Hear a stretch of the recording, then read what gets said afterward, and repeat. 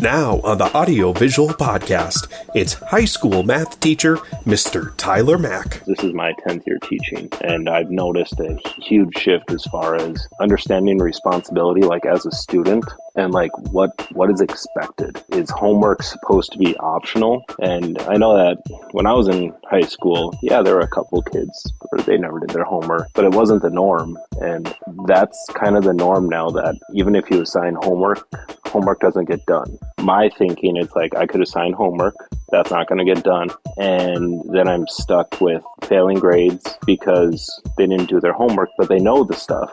So it's kind of a balance as to, well, how much should I force kids to do their homework versus, well, you know the stuff, you proved that you've known the stuff because we just took a test on it, which was not open book, not open notes. They're doing this with what's in their head, and they got a 90% on it. So how important is that homework in that instance? 3, 2, 1.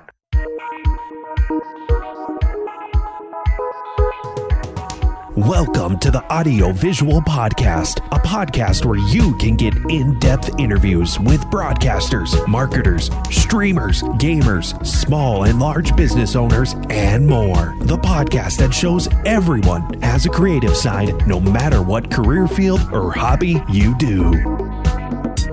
Here we are with another episode of the AudioVisual Podcast, and yeah, we're just firing these out now, but I have a special guest here, and one of my good friends, met in college back in the day, lived next to each other actually, and he always was playing Call of Duty or something with his roommates, no doubt about that. It is the one and only Mr. Tyler Mack. How are you doing, Mr. Mack? I'm doing pretty good. Yourself? I'm doing pretty well too, yeah, and I would have to say that you being the next door neighbor in the college residence hall was always a blast. And I think how much Guitar Hero and Call of Duty that you played, but you still always got your work done, right? Yep, we'll say that we did. We'll say what you did. First off, Tyler, what can you kind of tell us what you do overall? What's your career choice that you picked? I am a high school math teacher. High school math teacher. Oh, that math sounds like a blast. Sometimes. Yep, it's a blast, just not to many people. Not to many people.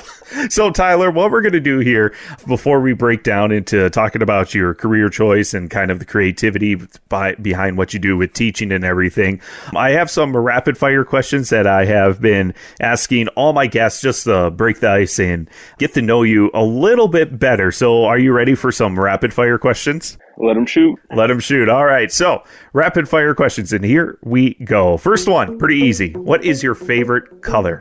Green. Green. What's your favorite food? Fried eggs, like the runny eggs. The runny eggs. Okay. What's your favorite movie or TV show? I'm going with The Office. The Office, okay. What is your go-to karaoke song, or what's your favorite song? Favorite song? I'm into Linkin Park right now, so I'm going figure .09. So the Linkin Park, are they coming out with a remaster of their first album or one of their albums right now? I heard something about it. I haven't looked into it. I'm just going into their older stuff. And okay.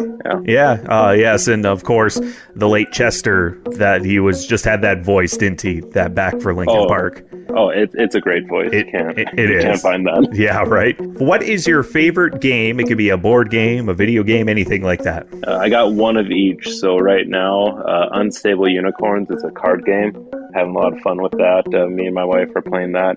And then video game, Final Fantasy VII. All right. And where can you pick up Unstable Unicorns? Amazon. Okay. Might have it at Target. I don't know. There's like 6 different expansion packs for them too. So what kind of game is it? Can I ask? Is it like it's kind of like a strategic card game sort of thing. Okay. I haven't played it with more than just me and my wife, so that like changes up how the game is played a lot. But you kind of like mess up with people and what they're trying to do, and you win by having 7 unicorns. But there's different cards that. Like you can steal unicorns, or there's different upgrades or downgrades. So that sounds fun. A lot of thinking involved, and strategy that just gets messed up. And I laugh a lot during it. So how many players can you have? I'm curious. I'm not sure. A minimum 2, and you got to remove certain cards to get down to 2. Okay. But it's a lot of cards. It's probably like 300 cards, maybe more. So I'm going to text my wife, date night with the Macks, something about unicorns. We'll see what she says. Unstable unicorns. Yes. What's a good spy code name for you? This one has tricked many people. I'm just going to go keep it simple. T-Mac. T-Mac, okay. And a lot of people have done that just to keep it simple. What's your go-to lazy dinner? Frozen pizza. Frozen pizza. Which kind? On the pizzazz. It doesn't matter. Red Baron usually, or Tombstone. Has to be on the pizzazz. Okay, the pizzazz. Would your 12-year-old self think you were cool? I hope so. Maybe. I think everybody I've interviewed has said no. No. So you would think so. Would you rather sleep in late or take a long nap at midday? 100% sleep in. Okay, perfect. And last but not least, who is your hero? I'd have to say it's my parents. Your parents? That's awesome to hear. Great to hear on that.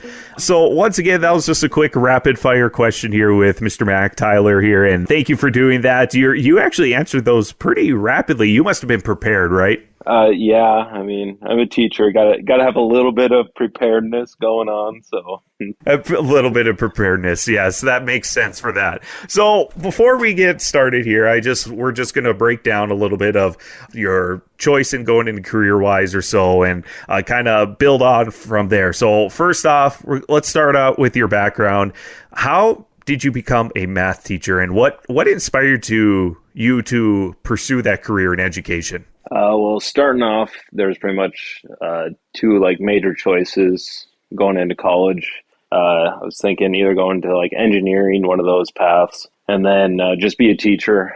Don't really know why I just narrowed it down to a teacher. I guess just thinking about, I was always helping people in school, with their homework, just showing them what to do or if they had questions, and math was just really easy. So I was kind of doing that even in high school. So kind of geared more toward that, more so engineering, because summers off is really nice. And I mean, you don't make as much money compared to engineering, but engineers in the summer are usually like a civil engineer. They're working 80 hours a week, whereas teachers don't have to work at all during the summer. So that played a huge part in saying, I could have all summers off every single year of my life, or I could work every summer and maybe get less money. But overall, I think having that freedom is just nice. Never work weekends.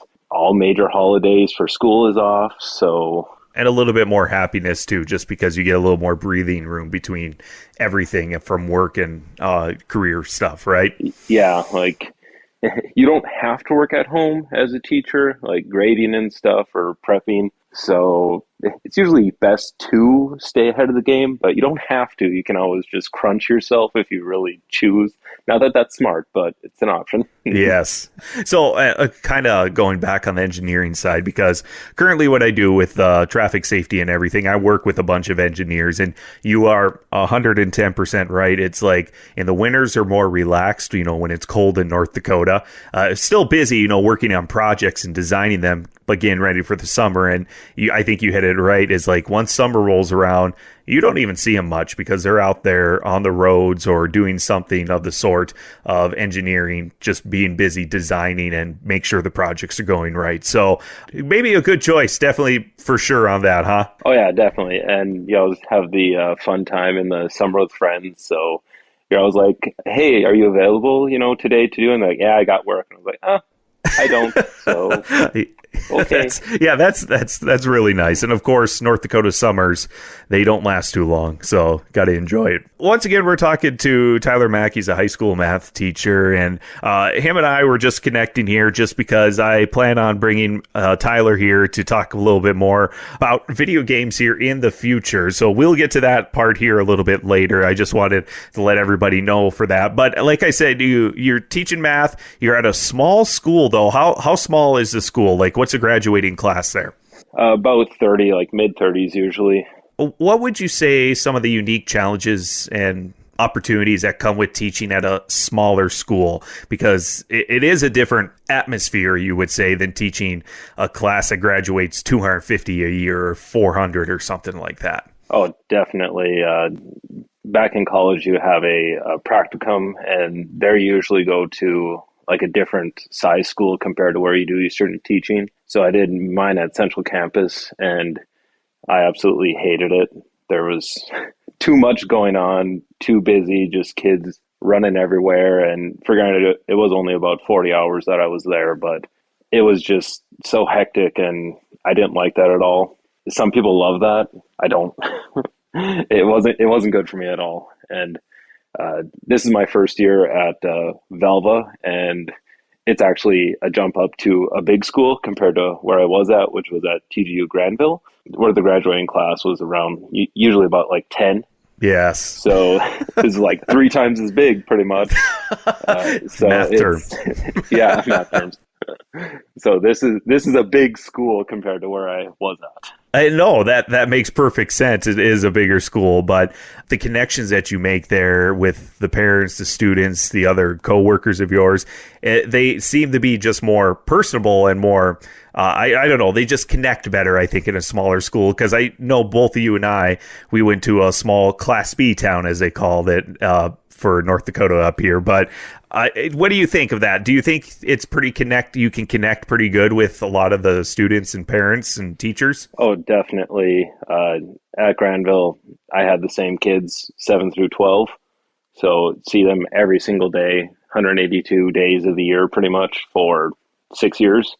And that's a lot of connections, a lot of getting to know people, whether or not they like you or not. You're going to see them the next day. So you better learn to like each other, and if you don't, learn to at least mesh well with each other.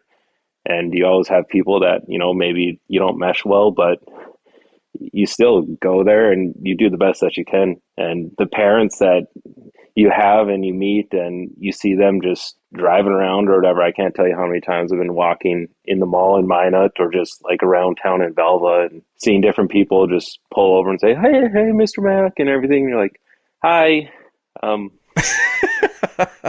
And that's how he says it, by the way. He's like, hi, guys. Yeah, pretty much that's how it is. It's my outside high voice. Hi. So as a math teacher, what are some of the strategies you use to help students who might be struggling with the subject? Just because, math was never my strong suit. It was more like I had to take time to get it, and 1 + 1 = 2. But what do you do to help students that might be struggling with math? I think the first thing that in any kind of subject, but definitely math, you have to understand is that you're not always going to get everything done the first time around. Mistakes are okay to make, and it all comes down to the mindset that you have. A lot of people, they shut down when they make a mistake, make one mistake, one error, and then they get mad. And then it goes into the mode of math is dumb, math is stupid, I don't like math. And if you can change that mindset instead of those outward negative statements, instead of saying, hey, I got this wrong, but I can do better. If you can get students to like flip that switch in their mind and start working toward a goal, that's pretty much all it is. Math is a skill. It's like playing the piano or like an instrument or shooting basketball. People think that it's genetics. People think that it's impossible. You just need to work at it. Some people are born with the skills. Some people aren't. Well, if you're not, you need to get that work ethic down. And that's pretty much the biggest part about being a teacher is just how do you connect to these students to make them want to learn it? Make them go through that grind of getting the subject done. Because a lot of people don't like math. I'm not there to make them like math. I'm there to help them through their struggles, and hopefully they can like math a little bit more, just a little bit. You're talking about how, engaging with the students, and how do you engage with them, or do you have any dynamic creativity that you use kind of burn it into their brains to get the problem or the formula right for them or anything like that? I'm not too much of a musical person, I know that a bunch of strategies involve like, hey, we're going to sing this here quadratic formula, or You have a great oh, voice, though. thank you. Like that. Anyway, Yeah, continue. that's just not something that I've ever done. I don't know. People say that it works, and I know that there's like 40-year-olds that are like, yeah, my teacher did this one song and I remembered this. And like, okay, well, yeah, that's not really me. I usually always just try and reference back to like easier examples, because that's like how my mind works, and that's how most people like understanding logic and puzzles. Well, where can we go back to that you do know how to do this? Well, how can we connect the dots into, we just know 2 plus 2 is 4. Well, what's 2x plus 2x? It's 4x. So 2 and 2 is 4. 2 and 2 is 4. We just have an x with it. So And I think many listeners are like, "Whoa, yeah, amazing, huh? yeah." Geez, I don't even remember 2x by 2x, but kind of. But no, that's a good way. Is like how you really fall back the show at more of a simpler breakdown, you would say, right? To Yeah. get to the more advanced breakdown or so. Yeah. Okay. So in like teaching terms, that's like scaffolding. So we build up like a level for everyone to be on, and then we just raise it up. Okay, we have this level that everyone's at. Okay, how can we get to the next level? And then we can pretty much climb up and down that ladder until, you work to the next level of the scaffolding and keep on building up from there. Okay. Now, I should also mention a little bit of background. You went to college at Minot State University, but recently you just completed a master's. What was that in? That was secondary math education. Okay. So what are you using with that then? Would you say that you are more teaching now college classes to your students that might be interested for those credits or so? I have one dual credit class. That's a pre-calc class. So that's actually above a college algebra, and college algebra is like any major that you have in a university is going to have that college algebra as like a requirement. So I don't recall the number. I think it's like 116 is pre-calc, and that covers like not the math specific ones, but anything that needs like one step higher math, the pre-calc can cover it. So I have 13 students in that class. So wow. That seems pretty good, but of course that goes to their actual degree in college wherever they go to. So yep. Yeah, that's really good. 13. So teaching and technology and with math, how has it changed, do you think? Because it's probably changed since you graduated with your bachelor's to now after teaching for several years. Do you think technology has changed the teaching aspect quite a bit? I don't know about the teaching aspect. I think it's more or less just like different examples. So I use a website a lot. It's called Desmos. And pretty much everyone that has done any sort of like Algebra 2, you pretty much initially started with, okay, what does this like graph look like? And then you had a graphing calculator, or you had to graph it by hand. Well, with this website, you type in the function and it shows what it looks like. So you pretty much take out, gosh, I don't know how much time I've spent like in my first couple of years of teaching, like, okay, we're going to do this graph by hand, and then we're going to use a graphing calculator. Like that's probably like 3 weeks alone of just like different graphs where we could just show this in 2 seconds using that website. So like the technology aspect of it has changed at least how I present information. And I would say it's definitely to the better, because I always tell my students, I don't want to teach them to act like computers. Like, we don't need to know what 2 plus 2 is. Everyone has a phone in their pocket, even though you're never going to have a calculator in your pocket. It's the good old saying But that you used do. to have, yeah, and now everyone carries a phone, so you have a calculator in your pocket. Well, we don't need to really memorize a whole lot of that, like arithmetic, just basic math stuff. It is definitely necessary. But when you get into the upper levels, we learn more about broad concepts and applying these concepts on different levels. So instead of memorizing like a whole bunch of different formulas, we want to look at, okay, how does this graph compare to that graph? and why does the change happen. What was that website again? And then also, where do you find these resources? Do you get connections from other math teachers, or what? I guess kind of what does it entail to find these different strategies that you can use in your classroom? Website was Desmos, Desmos. So just desmos.com.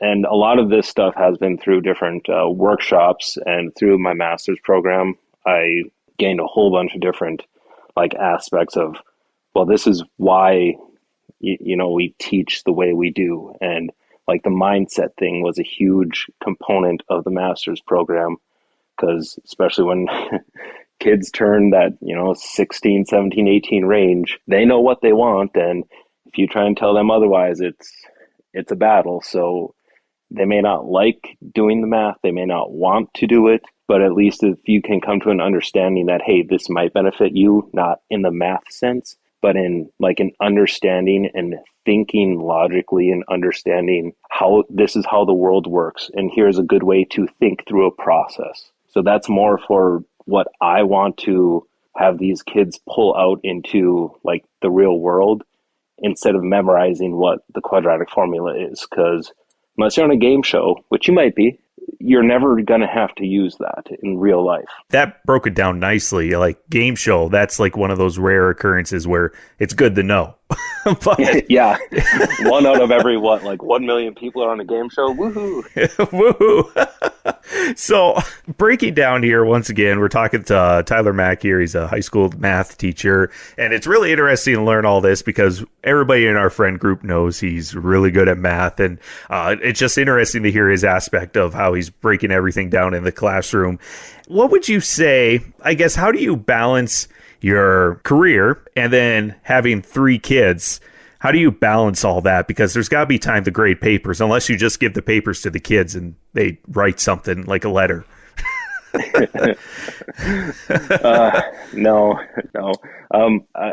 Since this is my first year at Velva again, so it's a lot different. I'm not teaching as many classes. So I have 3 of the same class, which makes grading a little bit easier, because instead of switching to different, a different key or different, thinking process for the different classes, I can just grade up more at once, which is quicker. But I've usually always stayed, 15 minutes after the time that you're supposed to be at school. I usually stay a little bit time after, just to make sure I don't bring work home. Of course, sometimes you just have to, but I really try and keep that separation of work at work and home. I'm at home. I'm not worrying about school for the most part.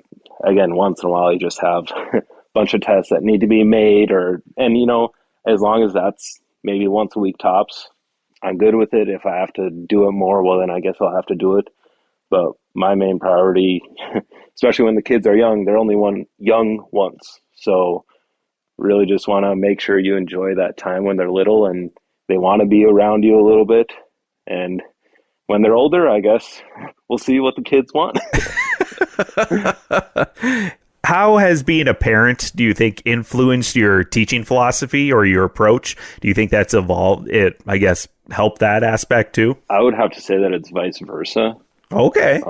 Just because understanding how people learn and seeing how different ones of my students have came across problems and how they work their way through it, that I would have never been hey, we should do it this way. But just thinking that for my kids, because when you're young, I say young, but we're old. We're in our 30s. But we're old. Okay. Yeah, don't talk to our parents then. Yeah, I know, right? When you're younger, you just think there's only one way that is the optimal way. And until you've actually experienced, 2 people that have been in the same classrooms for, 10 years, but have 2 completely different ways to solve a problem, and they both work. One might be quicker, but they both work. It's just understanding my own kids are different, and what worked for one is not going to work for the other, and that is absolutely fine. It's true. And, they're at the age, I think all of our kids are about the same age, and it's just each one is developing a little bit different, and they're having different social aspects now, since we both have kindergartners now and stuff like that. And yep. Yeah, it's and they grow up so dang fast. My goodness, man. So I know, right? yeah, right. So what are some things that you've learned from your students over the years? You know, you mentioned one right there, kind of with the parenting aspect. Is there anything that you've learned from the students overall, maybe? Just for the most part, I think educators that have been in education for a while, they've seen a major shift in the past. 10 years, this is my 10th year teaching. And I've noticed a huge shift as far as understanding responsibility, like as a student, and like what is expected. Like, is homework supposed to be optional? And I know that when I was in high school, yeah, there were a couple kids where they never did their homework, but it wasn't the norm. And that's kind of the norm now, that even if you assign homework doesn't get done. So on my thinking, it's like I could assign homework, that's not going to get done, and then I'm stuck with failing grades because they didn't do their homework, but they know the stuff. So it's kind of a balance as to, well, how much should I force kids to do their homework versus, well, you know the stuff. You've proved that you've known the stuff because we just took a test on it, which was not open book, not open notes. They're doing this with what's in their head, and they got a 90% on it. So how important is that homework in that instance? So I think the rigor has changed majorly, and it depends on the age group too. Like if you're a fifth grader, the rigor should still be there. Like you have to understand basic concepts. But as you get older, like everyone thinks these are little children, but these are practically adults. Like 16 years old, 17 years old, 18 years old, they could be in the workforce. Like that's the people that are working at McDonald's for your drive-through that you're getting mad at, a little 16, 17-year-old. Well, treat them as adults, treat them the way that you want it to be treated. Just that little bit of give and take can go a long way. And this is kind of a roundabout way of saying that, but just that little bit goes so far that a lot of people don't recognize. Now, one thing I have to say is, first off, to you and all the teachers, thank you for what you do, because I know it's a very tough job some days. For anything that you do for teaching the kids, the future generation, what can parents do to help you and other teachers out, would you say? You know, just help in the classroom or anything of the sort like that. Is there anything that parents can do to help all the teachers out by chance? First thing that everyone should do, read to your kids. Like obviously if they're 18 years old, don't be reading to them then. You're kind of late on the ball. But those first 5-6 years of their life, reading offers so much that I don't recall the exact numbers, but if you read one book to your child each night until they're 5 years old, they on average learn like 1,000 more words than not. Wow. I know your numbers weren't, you might not know what it was, but thinking of that, because my boy, we read like 2 or 3 books each night to him. That was our kind of thing.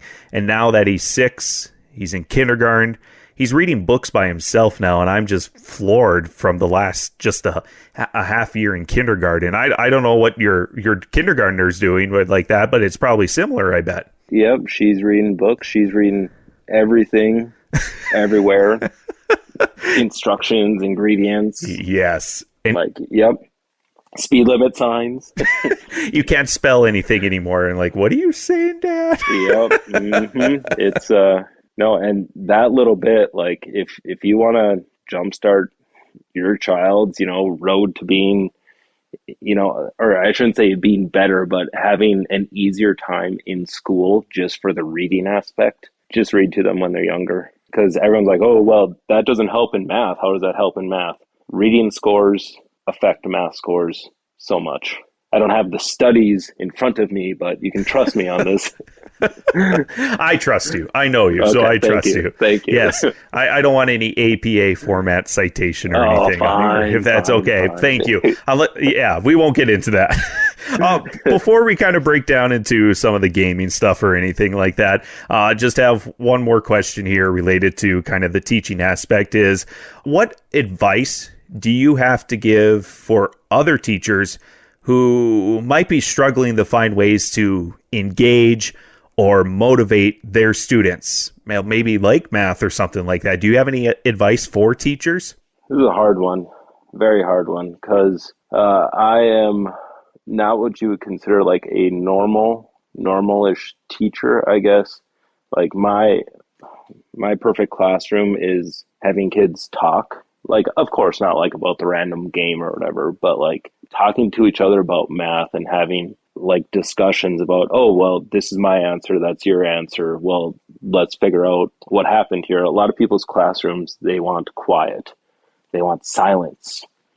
They want no interactions with students, and that's not how we as adults do things. When's the last time you were at like a job and your boss is like, do this alone? No, you can't go to anyone else for help. You must do this yourself. Yeah, I mean that's not how we do things. We're social individuals, and if you're struggling as a teacher, a lot of it has to come down to like observing yourself and seeing, is what I am doing actually for the betterment of my students? Like, is a silent classroom giving out 50 problems a day, is that actually beneficial to the students, or is that what you're doing because that's what you were doing at school? So as soon as you come to that realization that some things you did in school were not for the benefit of you as the student, as soon as you make that realization and you can adapt your classroom to like your way of doing things, that's going to benefit your students more than you realize. And the other thing is showing like respect to the students. You shouldn't go into teaching as like a general. You're not there to lead the troops. You're there to usher them with you. You're supposed to be holding hands with them and saying, okay, we're going on this journey. You know, we're doing this together. It's not a I do and then you copy. It's, hey, we're going down this trail. I can be in the lead, but you know, we're doing this together. I'm going to push you. I'm going to pull you. We're going to get through this. And that kind of mentality is the coach. Like I was in a lot of sports, and that kind of aspect, like I think it needs to be in the classroom, saying, hey, don't worry, we messed up. Let's go. We can do this. And I think you hit it earlier. These teenagers are adults acting like adults. They are very adult. They will be adults, you know, like how society says, but they're already doing a lot of adult things right now with work and everything like that. So and I like the coaching aspect, because you did coach for a few years and all that. And yeah, you're like not the general. You're just doing it together. Love to hear that. Good advice there, Mr. Tyler. Thank you. Yes. One thing, if you're a math teacher and you want to like understand a little bit more, author Jo Boaler, she is a forefront on like math education, and she got some great ideas. So math teachers, future math teachers, look her up. She's good. Love it. Now, before we get to gaming stuff, do you have an interesting story that you wanted to talk about or something like that? Something about a car or a raffle or something like that for graduation? Yeah. Explain what's happening. First, you have to start from the beginning. So what's going on? All right. So this is the morning of college graduation.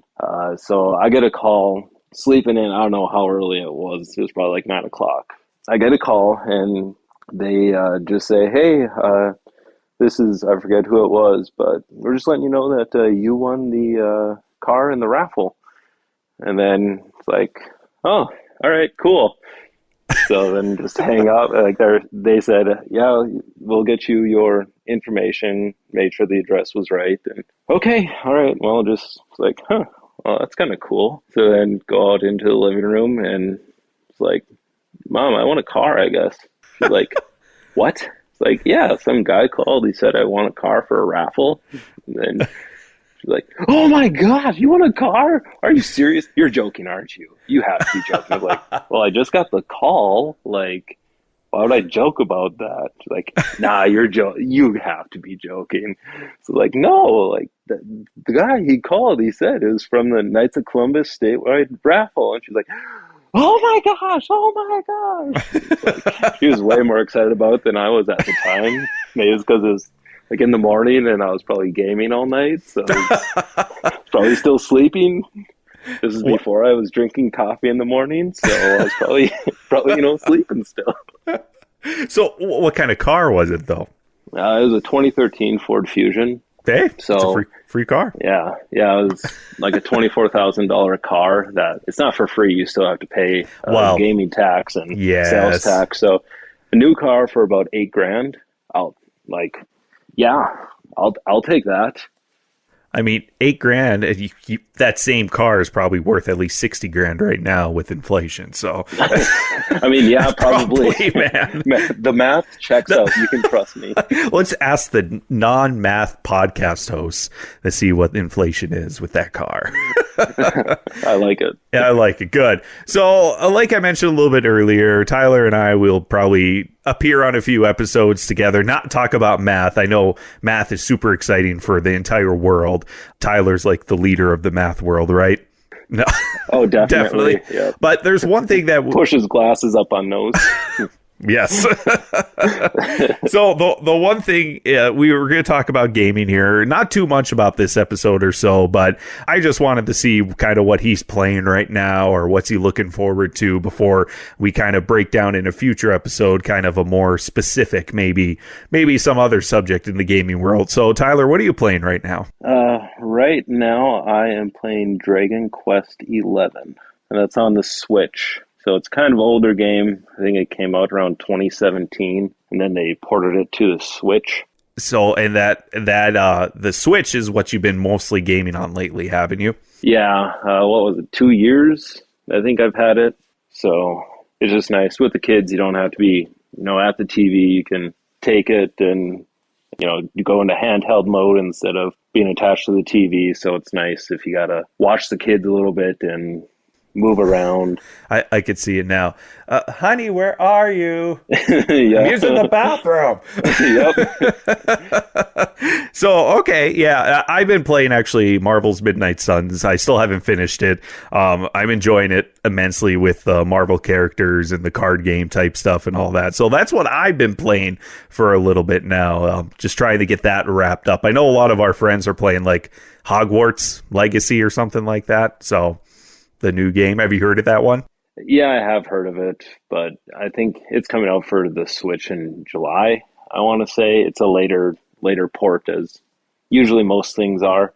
Yeah, I'll probably get it. I don't know yet. We'll see. Well, don't you have a big Harry Potter fan in your family somewhere? Yes, but I mean, I don't know how many hours Zach's put into it, if he's beat it, or if you can beat it, or if it's more open worldy, or I think from what he said, you can beat it, but then it's like it is open world, and he's talking about something where he finally got to fly with a broom at level whatever or something like that, and I don't know, he's nerding out over it, no doubt about that. So yeah, what a nerd! What a nerd! As Zach listens to this. Yep, there you go, Zach. So shout out to you. We might have to invite our friend Zach onto these podcasts too. I think that would be pretty fun to try to break down some games. I know Zach's a big gamer too. Taylor, you, Tyler. Who else do we have that we could possibly chit chat random stuff about for video games? I don't even know. Well, I think Josh. Josh, yeah. I mean, if you want to get into the old school COD. COD. Like the original Modern Warfare 2. Good days. Bring back the good old days. The good old days. By the way, I'm enjoying the new Call of Duty. I know a lot of people are not, but I'm actually enjoying it quite a bit. The new Modern Warfare. Whenever I get time. Did you do the campaign on it, or just the multiplayer? Both. I've been doing a little bit of both, and honestly, it feels fresh with all the game modes. I would say, I play on PC. There's probably some performance things here, but it's been running smoothly, and I've been enjoying it. I think the one thing that really irks me is that a lot of games come out unfinished, and it's all DLCs for the next 20 years or something like that. And that's what annoys me the most. God. So they just don't complete games like they did back 30 years ago, huh? Yeah, even going back like 10 years ago, I feel like. Yeah. So we're just going to have maybe future episodes coming up here. Before we kind of wrap this up, because I know you're going to have a busy week this week. You work hard. We know you do, Mr. Tyler. What he laughs at that, but he does. He does. Is there anything else you would like to add to any of our listeners related to, I don't know, gaming, teaching, math, anything of the sort like that? Nothing much, I guess. If you're into like playing video games and you're one of those people that just rages at everything, question if you're really having fun. I mean, that's the one thing that just it's funny to me, because people get so mad and then they quit the game, and I'm like, these video games are supposed to be fun. Like, if you're not having fun with it, man, like, are you okay? And there's probably a lot of videos with people smashing the TVs with their fist or throwing the controllers too. I was just going to say, how many controllers do people go through? Holy man. I still have my first Xbox 360 from college. I have the Xbox One. I kind of went over back to PC gaming because it's just a little bit better that I grew up with that. So, but yeah, no, that's good advice. Why are you raging? It should be fun. I mean, like you can be mad, but yeah, I mean, go back to having fun then. Like find that fun, and that kind of goes through like life too. Like, you got to find the fun things in life, just the little things. It is the little things. It is true. Yeah. Well, have your nice iced coffee and smile throughout the day. Iced coffee. Are we gonna have an entire episode on coffee here pretty soon? Definitely. I'd be down for that. Well, I'm not fancy with coffee, but yes, I am now the person that has to have coffee every morning, and I thought I would never be that. So, me too. So yes, that when you're tired and life gets at you sometimes. Oh yeah, just a little bit, a little shot of caffeine, it goes a long way. It does. Well, once again, we talked to Tyler Mack here. He's a high school math teacher. And Tyler, thank you for joining us. And also, Tyler, thank you for all you do for teaching the next generation, and to all the teachers out there. It's very much appreciated. Yep. Thanks, Kyle. Appreciate it.